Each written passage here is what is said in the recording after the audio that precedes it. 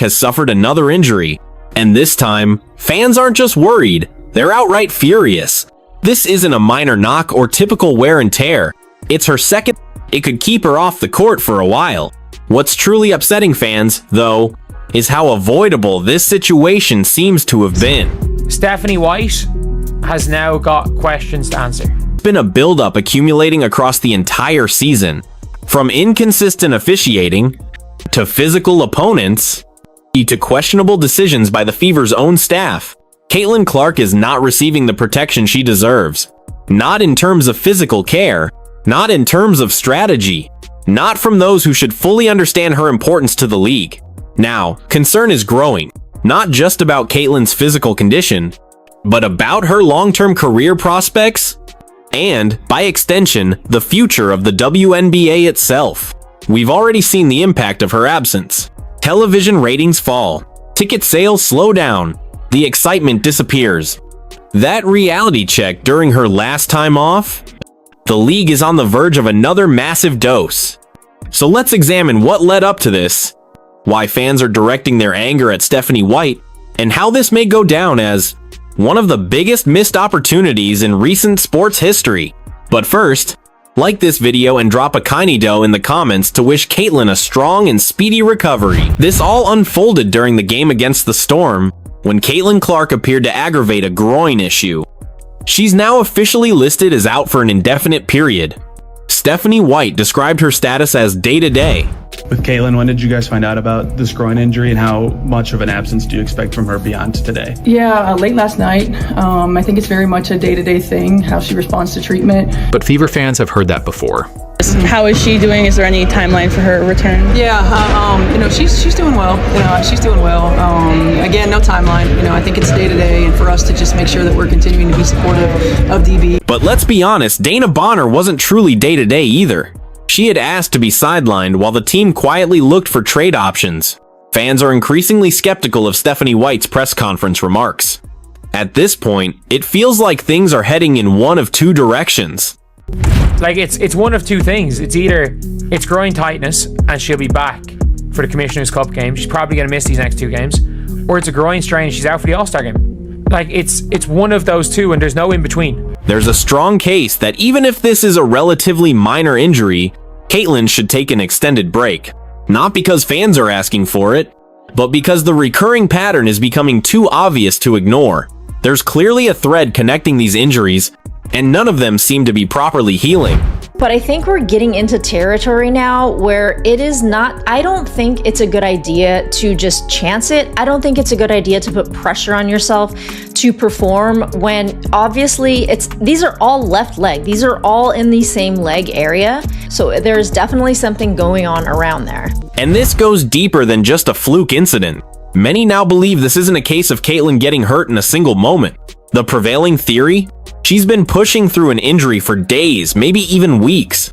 And what happened against the Storm was merely an escalation. And to be fair, there's solid evidence supporting that view. First, the performance metrics. Since taking that hard hit in the Connecticut game, Caitlin hasn't looked the same. Not just cold off, especially from beyond the arc. She's hit only one of her last 23 three-point attempts. For someone known for knocking down logo range shots, that's not just a slump, that's a red flag. And then there's this.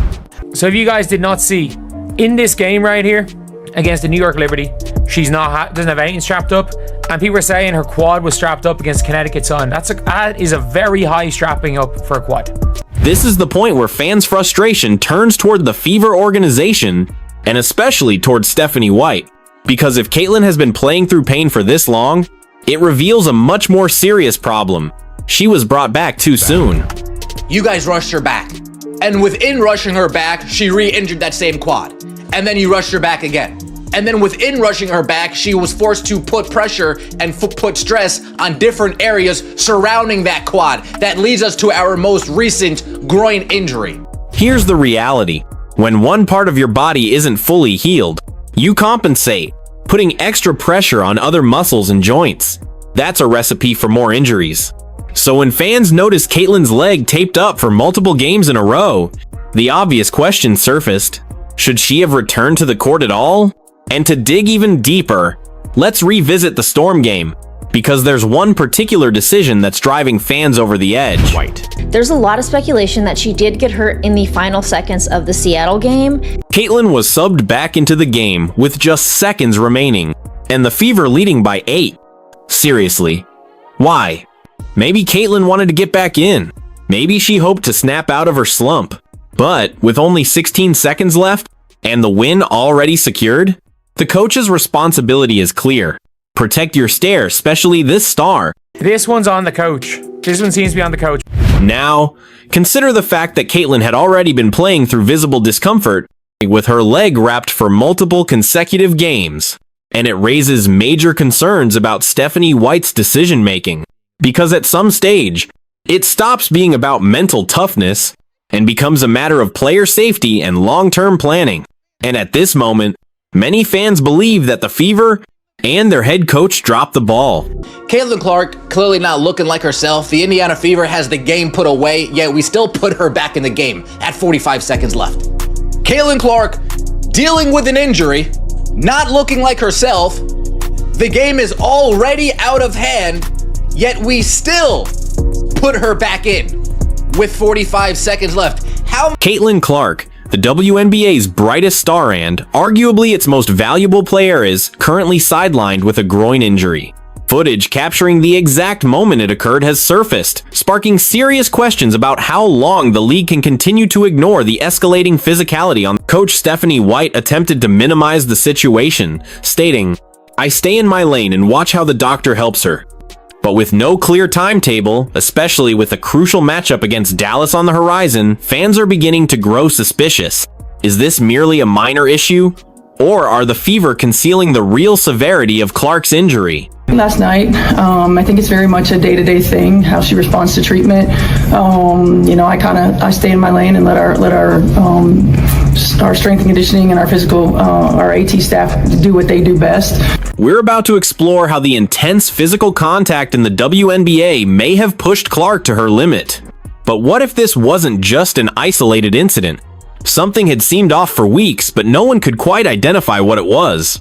It's not like there was nothing beforehand. It's not like she was 100% healthy,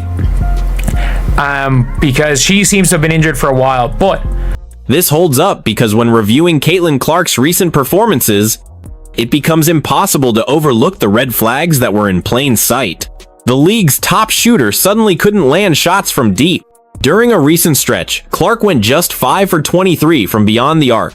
A cold spell made even more alarming considering it's Caitlin Clark we're talking about. I will contend and I will die on this hill that she has been hurt for as long as this 3-point streak, the struggling streak. Experts pointed out that her 5 for 23 slump might indicate something more significant, perhaps lingering discomfort affecting her shooting motion.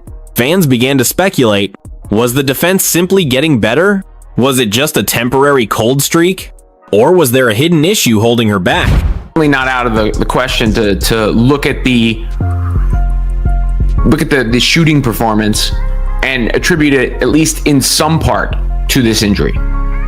In some degree, to this injury. That is certainly part of the overall equation here. Because when you're hurt, it's harder to perform at the highest level. There's no doubt about that. The warning signs were there if you knew where to look.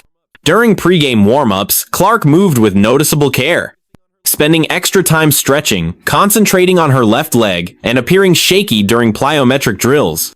Observers noted unusual tape placement high on her thigh, suggesting a groin issue rather than a quad strain. This raised concerns. Was she receiving proper treatment? Or was she merely being patched up to stay on the floor? During actual games, the discomfort was evident. She winced while dribbling, hesitated on cuts, and found it hard to slide defensively. Even after highlight moments, she'd clutch her side or take longer to recover. This wasn't an isolated event. It was a slow and visible regression. The burst and explosiveness she's famous for seemed to be slipping away right before our eyes. She's 1 of 23 in her last 3 games from three-point range.